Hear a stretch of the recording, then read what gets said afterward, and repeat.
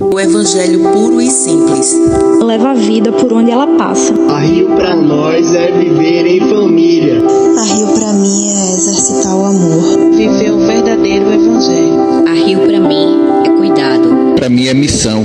A Rio pra mim é serviço. A Rio pra mim é o aconchego para aqueles que precisam de carinho e acolhimento.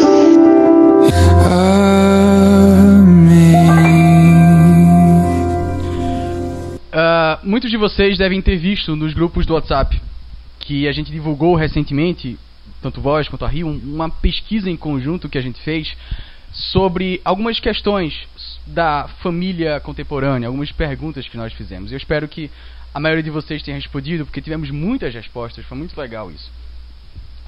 E tem uma das perguntas, especificamente, que pergunta: você acha que a sua situação financeira afeta diretamente a sua relação familiar? Você acha isso?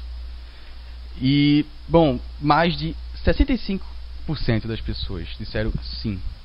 Para vocês terem uma ideia, 2 a cada 3 pessoas, mais ou menos, disseram sim, eu acho que a minha situação financeira afeta diretamente meu relacionamento familiar. Interessante isso, né? Porque tem um pastor chamado Michael Bell, que ele se especializou em tratar sobre finanças no âmbito da família. E uma coisa que ele comenta é que ele percebeu que não adianta ensinar as pessoas a gerirem o dinheiro. Fazer só isso é fazer água, não adianta. Ele diz que primeiro, antes de tudo, ele tem que tratar da pessoa, do estilo de vida, da administração pessoal. O dinheiro está muito mais relacionado a quem nós somos do que nós pensamos. Tem pesquisas nos Estados Unidos que dizem que no último ano, metade dos casamentos terminaram em divórcio 1 ano depois. Metade de todos os casais, em 1 ano, já tinham se divorciado. E um dos principais motivos para isso apontados são problemas financeiros. Então veja que interessante. O dinheiro interferindo nos casamentos, o dinheiro interferindo no estilo de vida das pessoas, o dinheiro interferindo nas famílias. Gente, dinheiro não é só algo que você usa. Para a maioria de nós não é. Não é só um número. Para a maioria de nós o dinheiro está intimamente relacionado com quem nós somos. Portanto, apesar do título da mensagem ser administração financeira, eu acredito que não tem como falar dessas coisas. Não tem como dar dicas ou passo a passo se antes tratar a relação sua com o dinheiro. A relação do dinheiro com o seu coração. É por isso que eu queria falar sobre 3 tópicos hoje. Sobre 3 pontos do nosso relacionamento com o dinheiro. O primeiro ponto é o meu dinheiro, o meu relacionamento com o dinheiro. O segundo ponto é o dinheiro dele. Eu queria falar do dinheiro que é de Deus. E o terceiro ponto é o nosso dinheiro, o dinheiro no âmbito do casal. Amém? Sobre o meu dinheiro. Bom, Ernest Becker escreveu uma vez que a nossa cultura substituiria Deus por sexo e romance. Mas Friedrich Nietzsche tinha uma teoria diferente. Nietzsche dizia que com Deus cada vez menos presente na sociedade contemporânea, na verdade nós iríamos substituir Deus por dinheiro. Substituir Deus por dinheiro. Que coisa assustadora, não é? Mas assim, nós já sabemos disso. Todo lugar que a gente vê, televisão, jornais, filósofos, sociólogos comentando que essa é a era do consumo. Estamos vivendo a era do consumo, todo mundo diz isso. Eu tenho uma tia que toda vez que alguém fala em shopping center, ela diz, as catedrais do consumo. E a tia sempre chama shopping center de catedrais do consumo. Mas ela não está certa. Para muita gente, ir para o shopping é satisfazer a sua vida, é satisfazer o seu cansaço, é resolver os seus problemas, porque no shopping tudo é maravilhoso, tudo é novo, tudo é bonito, tudo é elegante, é caro, mas é tudo diferente, é tudo que você não tem e você quer ter. Shopping para muitos de nós é uma verdadeira catedral do consumo. Vivemos um país totalmente desacreditado com a classe política. Não é não? Quem aqui acha que existe político bem intencionado? Parecem mais coisas de conto de fadas. E isso, ao meu ver, é principalmente porque a ganância toma conta do coração, aparentemente, de qualquer um, ou quase todos que sobem ao poder. As pessoas deixam que o dinheiro tome conta e ficam gananciosos e roubam como se aquele dinheiro não fosse de ninguém. Então temos uma classe desacreditada, um dos principais motivos para isso provavelmente é a ganância e o sede de dinheiro. Então, ao meu ver, minha gente, o dinheiro tem um papel fundamental na nossa sociedade. Ao meu ver, o relacionamento da nossa sociedade com o dinheiro é doentio, está doente. E a Bíblia me ensina que a maneira de tratar isso é um problema da sociedade, mas a maneira de tratar isso é lidar com o problema que está no seu coração, no coração de cada um. Amém? Eu vejo que a sociedade tem muitos problemas, o dinheiro é um deles, mas muitos deles nós encontramos um esforço para tentar resolver. Por exemplo, drogas é um problema muito comum hoje em dia. Muita gente sofre com drogas e nas nossas pesquisas eu fiquei impressionado com a porcentagem muito grande de pessoas que têm um familiar viciado em drogas ou alcoolismo e tal. E existe um certo esforço da sociedade, de parte do governo, instituições, de criar clínicas de reabilitação, de buscar melhorar isso e tal. E tem vários problemas, tabagismo é discutido, os políticos discutem, as pessoas, não, a gente tem que lidar com isso, a gente tem que resolver esse problema. Mas é muito estranho que se a ganância é tão problemática, é tão séria, não tem ninguém tentando tratar isso. Tem alguma instituição que tenta resolver isso? Sabe, o pastor Tim Keller comenta uma coisa que eu achei interessante. Ele diz que já chegaram para ele para confessar todo tipo de pecado, para pedir ajuda com problemas sexuais, gente que já fez todo tipo de coisa horrível. Chega para ele, pastor, eu preciso de ajuda nisso, ore por mim por causa disso. Mas nunca, ele diz, chegaram para ele dizer, pastor, eu percebi que eu sou muito ganancioso, eu percebi que eu amo demais o dinheiro, eu gasto muito comigo mesmo, eu deveria gastar mais com os outros. Ore por mim, pastor. Alguma vez alguém já disse isso para você, mas eu acho que não. Está procurando alguém que diga isso. É muito interessante isso. Mas nós não deveríamos nos assustar com isso, porque lá em Lucas 12:15, não preciso abrir porque é só um versículo. Lucas 12:15, Jesus diz, cuidado, fiquem de sobreaviso contra todo tipo de ganância. A vida de um homem não consiste na quantidade dos seus bens. Jesus alerta as pessoas para ficarem de sobreaviso. Observem que Jesus não diz, cuidado, fiquem de sobreaviso para que vocês não roubem. Tomem cuidado para que vocês não roubem. Ele não diz isso porque se você rouba, meu irmão, você sabe que está roubando, você não precisa estar atento. Será que eu roubei? Será que eu não roubei? Peguei o carro que não era meu, mas se eu devolver, será que não é roubo? É óbvio que você roubou. Mas Jesus sabia que ganância é uma coisa que você tem que tomar cuidado. Você tem que tomar cuidado, meus irmãos. E quando eu vejo que a fala de Jesus, eu vejo que a sociedade não faz nada para resolver isso, eu vejo que as pessoas não confessam essas coisas com seus pastores, o que eu entendo é que a ganância é um pecado sorrateiro. É um pecado que se esconde. Ele chega de fininho e vai tomando conta do seu coração. Você não percebe. Você não percebe, mas a ganância toma um espaço que quando você vê, já ganhou uma importância para você que você nem se deu conta. E o motivo para que isso acontece é que a ganância, o amor ao dinheiro, é um pecado muito fácil de justificar. É um pecado muito fácil de racionalizar. Nós vivemos em grupos sociais diferentes, em contextos diferentes, e você sempre vai encontrar alguém mais rico que você. Na televisão, no jornal, na igreja, você olha para a classe política, as pessoas enriquecendo, e é muito fácil você dizer, eu não sou rico. Fulano é que é rico. Cicrano, ele troca de carro a cada 6 meses. Eu aqui estou me esforçando para pagar o meu. Fulano é que é rico, é o que eu não sou. Meu irmão, você tem carro, você dorme com ar-condicionado, você tem chuveiro quente, você come todo dia. Se você come todo dia, você já está no percentil mais rico de toda a humanidade. Entenda isso. Você é rico. Você tem muito. Você tem muito dinheiro. Você tem muito dinheiro. É muito fácil a gente se enganar e achar que não. É muito fácil a gente achar que não. John Rockefeller, já deve ter ouvido falar nele. Rockefeller foi um grande magnata, uma pessoa incrivelmente rica. Ele tinha tanto dinheiro, ele poderia comprar literalmente tudo o que quisesse, a empresa que ele quisesse. E uma vez numa entrevista perguntaram a ele, Rockefeller, quanto dinheiro é o bastante? Quanto dinheiro é o suficiente? E aí ele responde, só mais um pouquinho. Só mais um pouco. Sabe, eu acho que se cada um aqui olhasse para o seu coração e perguntasse com sinceridade, quanto para mim de dinheiro é o bastante? Quanto para mim é suficiente? Talvez, meu irmão, a resposta mais verdadeira que você possa dar é só mais um pouquinho. Eu quero ter só mais um pouquinho, e aí sim eu vou ter o suficiente. Mas isso nunca vai acontecer.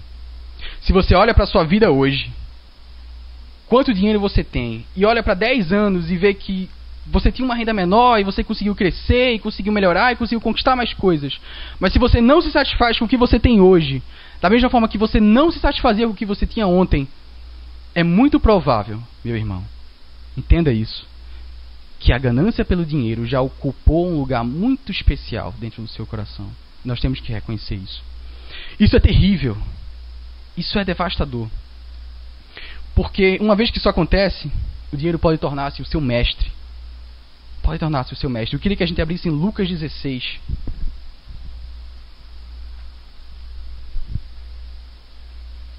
Em Lucas 16 a gente aprende que o problema do dinheiro ser o seu mestre é que no seu coração só cabia um mestre. Esse é o problema. Lucas 16, a partir do versículo 13. Eu vou ler, são poucos versículos. Jesus diz: nenhum servo pode servir a 2 senhores, pois odiará um e amará outro, ou se dedicará a um e desprezará o outro. Vocês não podem servir a Deus e ao dinheiro. Os fariseus que amavam o dinheiro ouviam tudo isso e zombavam de Jesus. E aí Jesus diz aos fariseus: vocês são os que se justificam a si mesmos aos olhos dos homens, mas Deus conhece o coração de vocês. Aquilo que tem muito valor entre os homens é detestável aos olhos de Deus. Repetindo, aquilo que tem muito valor entre os homens é detestável aos olhos de Deus. Sabe qual era o problema dos fariseus? Os fariseus pegaram algo que era bom. Algo que é bom, o dinheiro é bom. Mas eles pegaram o dinheiro e transformaram aquilo na melhor coisa de todas. Aquilo que era bom eles transformaram na coisa preferida, na coisa mais importante, naquela coisa que se você perder você fica desesperado, porque aquilo, meu Deus, se eu tiver tanto de dinheiro, tá tudo resolvido. Os fariseus fizeram isso com o dinheiro e Deus diz que eles justificavam a si mesmos aos olhos de Deus. Mas Deus conhecia os corações, e o coração deles amavam o dinheiro. O coração daqueles fariseus amavam o dinheiro. Você pode estar se perguntando: tá, mas se eu perder dinheiro, quer dizer que não é para ficar preocupado? Será que não é para me preocupar? Não é o dinheiro que me dá as coisas que eu preciso ter? Sabe, se eu perder o dinheiro, quem vai pagar minhas contas? Você vai pagar? Você não vai pagar. Calma. O que eu quero dizer a você é que todos nós precisamos de segurança. Todos nós queremos pagar as contas, sim, é verdade. Todos nós queremos ter comida na mesa, todos nós queremos pagar um plano de saúde, todo mundo quer ter segurança no futuro. Todo mundo quer isso. O problema dos fariseus, e talvez seja o problema do seu coração, é quando você confia que uma certa quantidade de dinheiro é quem vai lhe prover segurança. Quando você acha que tanto de dinheiro é o que vai pagar as suas contas. É quando você acredita no seu coração que seu salário cair em dia, naquele mês você vai comer, naquele mês você vai ter saúde, naquele mês você vai ter paz. Esse é o problema do coração dos fariseus. Nesse momento que você acredita que o dinheiro é quem resolve os seus problemas, é o dinheiro que faz tudo por você, você começa... A única solução para isso é correr atrás do dinheiro. A única atitude que você pode ter é: eu preciso de mais dinheiro. E se você precisa ter mais dinheiro, você começa a seguir as regras do dinheiro. E se você segue as regras do dinheiro, você está servindo ao dinheiro. E o que Jesus diz aqui é: se você está servindo ao dinheiro, você não está servindo a Deus. Se você está servindo ao dinheiro, você não está servindo a Deus. Você não pode servir aos dois. O que você tem que entender, meu irmão, é que não é o dinheiro que lhe fornece essas coisas. Quem lhe fornece essas coisas é Deus. Sabe, o sacrifício de Jesus na cruz teve um significado. Ele tem um significado para você hoje. Não foi só algo que aconteceu. Jesus tinha toda a riqueza que ele poderia querer ter. Tudo no mundo. Todo dinheiro, todo ouro, toda prata. Mas ele esvazia-se de tudo isso. Perde tudo para dar tudo a você. Ele tira tudo que ele poderia sonhar e ter e gostar. Tudo para que você tivesse tudo. Você entende isso? O que isso quer dizer para você? Isso quer dizer que é Jesus quem lhe dá a segurança. É Jesus quem bota comida na sua mesa. É Jesus quem lhe dá saúde. É Deus quem paga as suas contas. O dinheiro, meu irmão, é um dos meios pelo qual Deus faz as bênçãos chegarem até você. É um dos meios. Você tem que entender isso, porque se você estiver no deserto com fome, Deus pode fazer cair maná. Se você estiver passando por problemas sérios de saúde, você pode gastar todo o seu dinheiro com tratamentos médicos, mas você não vai ter 1 segundo a mais de vida do que Deus determinou.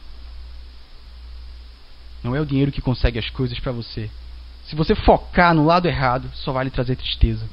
Entenda que o sacrifício de Jesus teve um significado para você, que é Ele é quem provê tudo a você. Quando você crer nisso, que a sua identidade, a sua segurança, as suas necessidades estão enraizadas, na verdade, em Cristo, dinheiro torna-se somente dinheiro. Só mais uma ferramenta. E teve uma pessoa na Bíblia que entendeu isso muito bem. E o nome dele era Zaqueu. Vamos abrir em Lucas 19.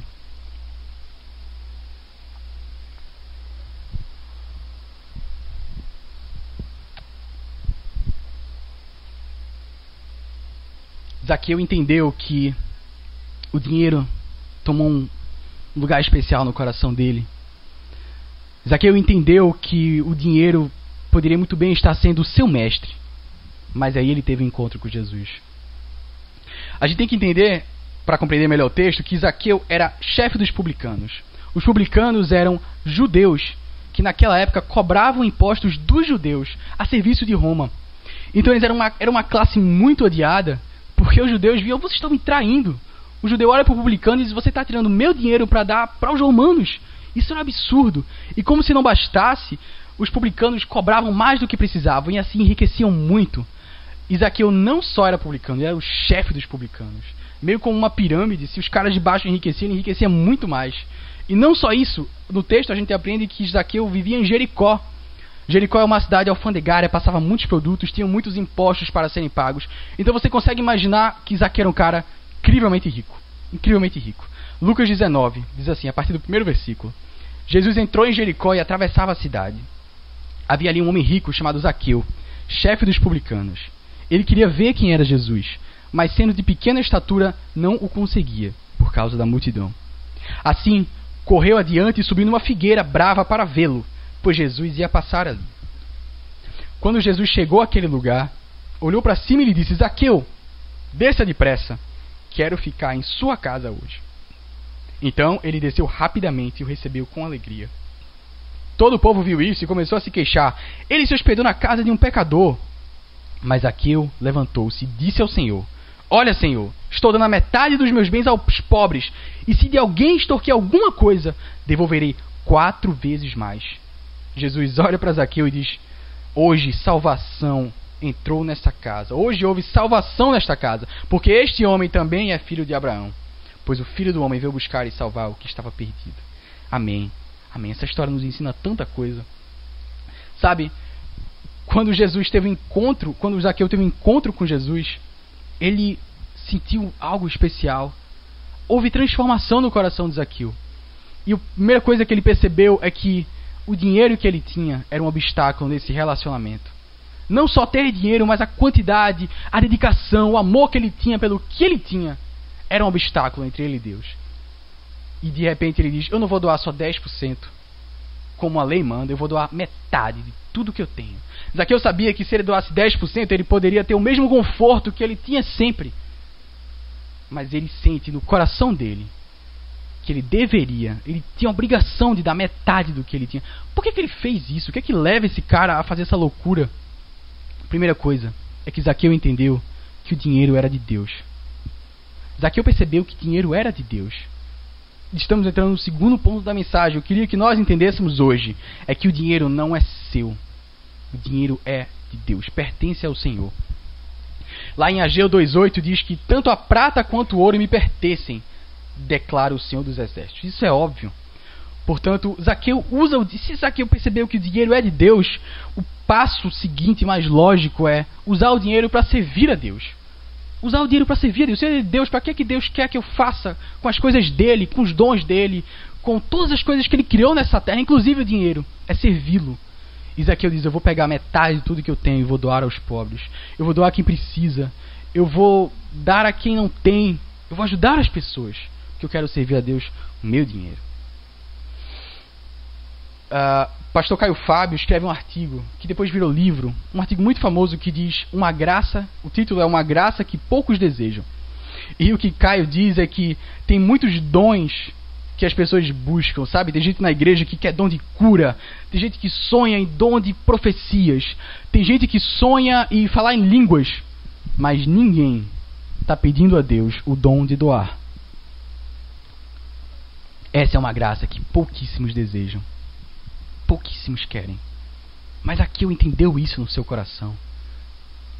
Aí você pode pensar, mas Zaqueu é um cara bíblico, é um personagem especial. Eu não sou Zaqueu, como é que eu vou fazer isso?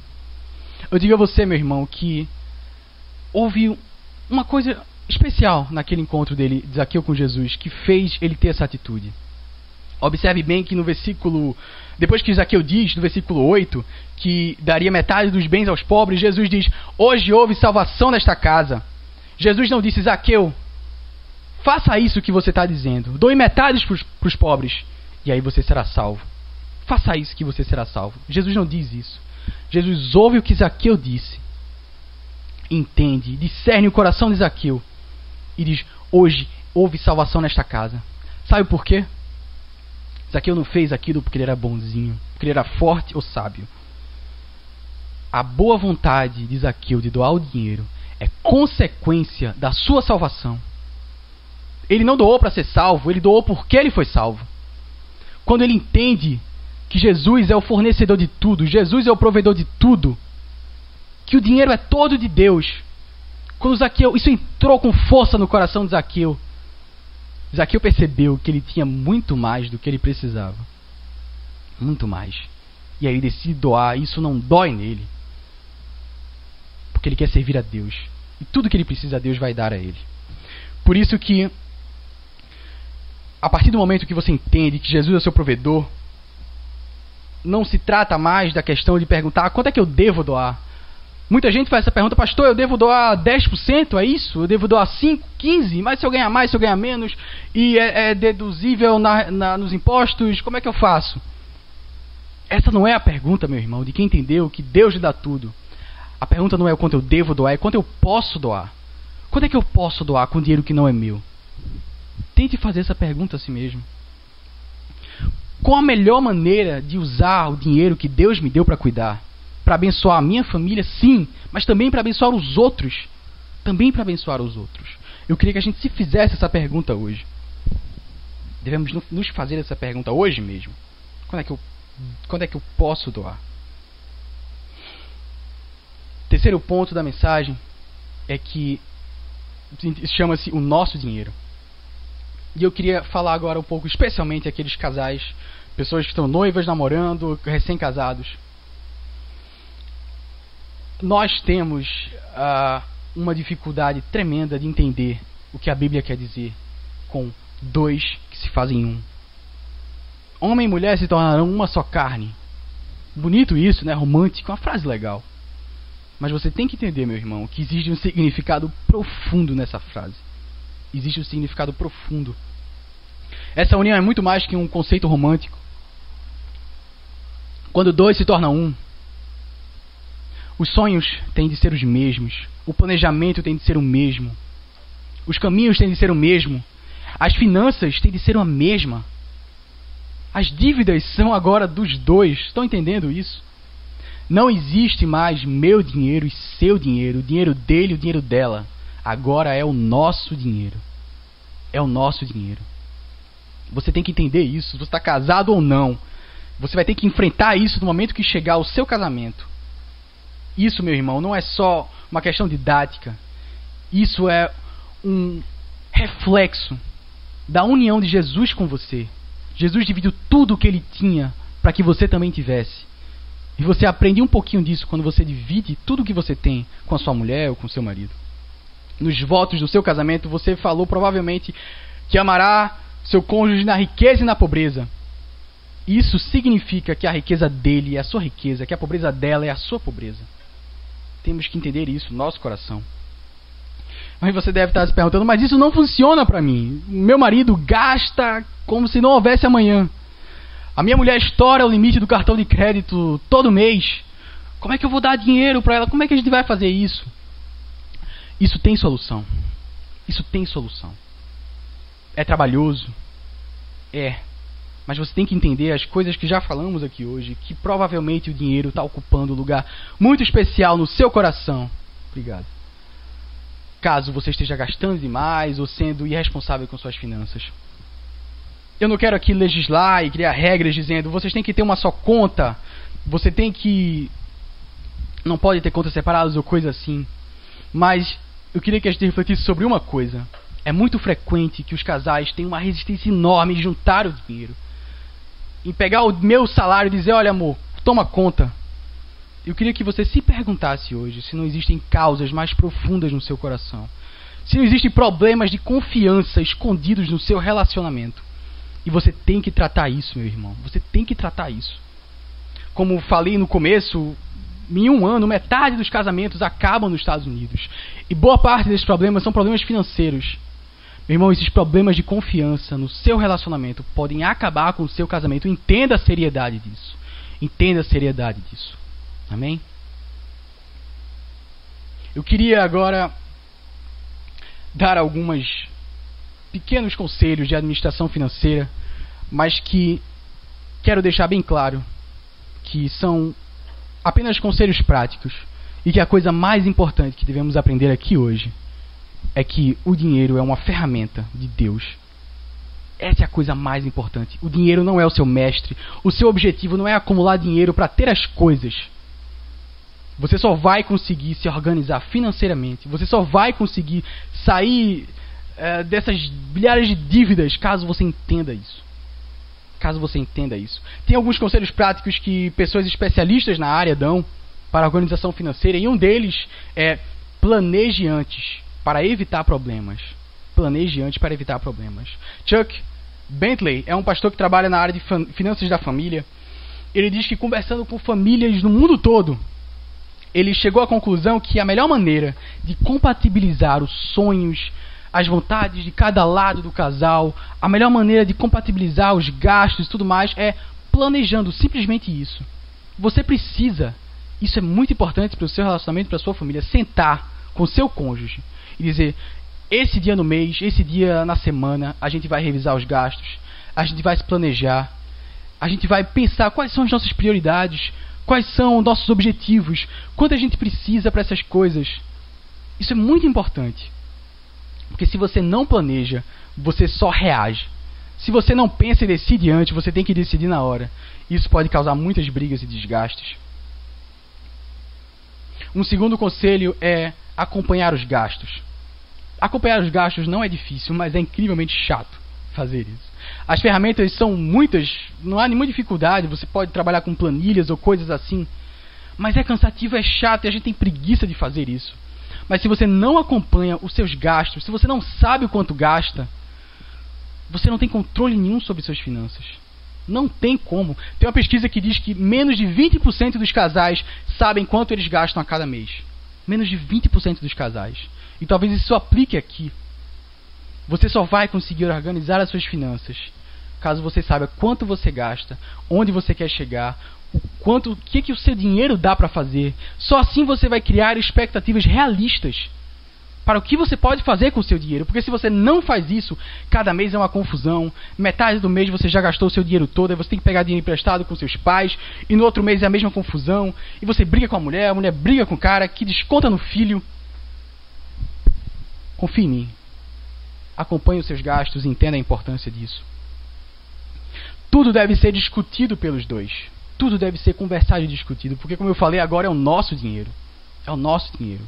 Mas os especialistas dizem que é melhor que sempre um dos dois seja quem organize as finanças, no sentido de acompanhar os gastos em detalhes. É melhor que seja assim, na visão dos especialistas. Uma terceira conselho que eu dou a você é eduque-se. Eduque-se financeiramente. Você tem ideia de todos os juros e taxas e cheque especial e coisa a mais que o seu banco está cobrando de você? Quando você faz o cartão de crédito, você sabe por que você está pagando aquela anuidade e nesse ano de repente mudou, e será que não tem uma opção melhor? Muitas vezes nós temos preguiça de correr atrás dessas coisas e tudo mais. Mas entenda, meu irmão, que o dinheiro não é seu. Você tem a obrigação de administrar o dinheiro que Deus lhe deu da melhor maneira possível. Isso significa acompanhar os gastos, planejar, entender para onde o seu dinheiro está indo, entender qual a melhor maneira de guardar, de economizar. Eduque-se financeiramente. Isso é o caminho para que você tenha mais paz na sua casa. Amém? Só para recapitular, nós vimos aqui que para a maioria das pessoas a relação com o dinheiro é muito problemática. É muito problemática, mas a gente não vê, a gente fica cego com isso. Sabe, tem uma coisa que eu não ia comentar porque eu não gosto muito dessa história. Vocês não estão vindo para o culto porque tem que vir mais, tem que ter mais responsabilidade com a igreja, essas coisas e tal. Mas eu lembrei de uma coisa muito interessante, eu acho que é pertinente dizer. O pastor Tim Keller uma vez fez uma série dos 7 pecados capitais. Fez uma série, cada culto era um pecado capital. E a esposa dele disse: eu aposto que no dia da avareza não vai quase ninguém. E Tim Keller disse: por quê? Não faz muito sentido. E talvez observando que talvez hoje tenha havido menos pessoas do que nas outras mensagens, Tim Keller observou a mesma coisa na série de mensagens que ele pregou. E a conclusão que ele chegou não é que as pessoas não querem resolver isso. As pessoas estavam lá para gula, estavam lá para outros pecados, para luxúria. Ele acredita, e eu concordo, que as pessoas não acham que tem problemas com ganância. As pessoas não acham que tem problemas com dinheiro. Mas isso é verdade em nossas vidas. Temos que identificar e aceitar isso. O seu trabalho hoje, meu irmão, é não ser obstáculo para que o Espírito Santo entre no seu coração e trabalhe isso em você. Lhe convença, lhe mostre os seus pecados em relação ao dinheiro. Nós vimos também aqui que temos que tomar cuidado para que o dinheiro não torne-se o nosso mestre. E o único que nos fornece aquilo que buscamos no dinheiro é Deus. E o dinheiro é só mais uma ferramenta. Nós temos que entender da mesma forma que Zaqueu entendeu que o dinheiro é de Deus. Nós somos os seus administradores e devemos usar esse dinheiro para servir as pessoas. Servir as pessoas. Muito provavelmente, meu irmão, você não está doando o suficiente. Muito provavelmente. Seja para a igreja, seja para um irmão, seja para amigo, seja para quem precisa. É muito provável que você não está doando o suficiente. Nós também vimos aqui que a partir do momento que você casa, o dinheiro não é mais seu, não é meu, o dinheiro é nosso. E essa união é em tudo, é em finanças, é na vida. E tudo deve ser planejado e discutido como um casal. E esse é o caminho para você ter paz no seu lar. Para que as finanças não tornem-se um elefante tão grande que acabe esmagando o seu casamento. Por fim, meu irmão, eu queria dizer que eu não espero que nenhum de vocês daqui saia do culto especialista, sabendo tudo sobre dinheiro e agora eu vou conseguir administrar com perfeição. Porque a verdade que o Evangelho nos ensina é que você não é forte, você não é sábio, tanto quanto você acha que é. Você não tem capacidade de fazer essas coisas sozinho. Você não tem. Eu não tenho, ninguém aqui tem. Mas teve uma pessoa que abriu mão de tudo o que ele tinha para dar tudo a você. Jesus quer lhe ajudar nisso. Jesus quer prover as coisas a você, mas também quer prover sabedoria de como administrar suas finanças. Você só vai conseguir resolver os seus problemas como casal, ou resolver seus problemas financeiros pessoais, se você colocar isso diante de Deus. Se você orar e clamar ao Senhor, ajuda. Se você admitir os seus pecados mais profundos em relação ao seu amor por dinheiro. Eu queria orar aqui hoje, meu irmão, mas eu queria convidar você a orar sozinho ou orar com seu cônjuge, perguntando: Deus, qual é a melhor maneira de usar esse dinheiro que é teu? Senhor, tira, Pai, o dinheiro desse lugar tão importante, grande que ele pegou dentro do meu coração. Jesus, me ajuda a confiar que tudo vem de Ti. Tudo vem de Ti. O dinheiro é só um meio. Eu queria orar agora, eu queria que a gente baixasse as cabeças. Isso é muito difícil para cada um de nós aqui. Mas o Senhor é aquele que faz coisas impossíveis. Coisas impossíveis. E Ele é capaz de trazer paz para o nosso lar. Deus é que é capaz de trazer organização para as nossas finanças. É somente trocando o lugar dos nossos ídolos no nosso coração por Jesus que conseguimos fazer alguma coisa de boa com o dinheiro. Senhor Jesus, Obrigado, Pai, por tua presença aqui hoje. Deus, primeiramente eu queria pedir perdão, Pai.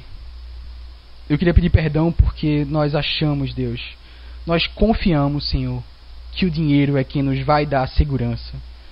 Muitos de nós, talvez todos, acreditamos que se o salário chegar em dia, aí eu vou estar tranquilo. Se eu conseguir pagar as contas, aí sim vai dar tudo certo. Se eu tiver dinheiro para pagar o conforto, aí é que eu vou ter prazer. Ó, Senhor, como somos bobos, Deus. Como somos bestas, Senhor. Como estamos debochando, Senhor, do teu sacrifício por nós. Porque foi o teu sacrifício que nos deu livre acesso a todo conforto, a toda segurança, a toda saúde, a toda alimentação, a tudo que precisamos. É o teu sacrifício que nos permite ter essas coisas, Deus, não o dinheiro, Pai. Deus, conserta o nosso relacionamento com o dinheiro. Conserta, Deus, porque nós somos doentes em relação a isso, Deus. Eu te peço, Senhor, sabedoria nas famílias, Pai. Eu te peço, Senhor, que as famílias tenham coragem, Pai, tenha coragem de abrir o seu coração para o outro e dizer: eu amo o dinheiro, eu amo o conforto, eu amo as coisas que o dinheiro me dá. Que cada um de nós tenha coragem de dizer: Deus, me ajuda a lidar com esses problemas. Ocupa esse espaço no meu coração, Jesus. Me faz uma pessoa melhor. Me faz um bom administrador, Senhor, dos teus recursos. Porque a Bíblia diz que se nós formos bons administradores desses recursos, Deus vai nos dar ainda mais. Ó, Senhor, queremos servir a Ti, pedir perdão e Te agradecer, Pai, porque eu creio que Tu já estás trabalhando nessas questões em nossos corações.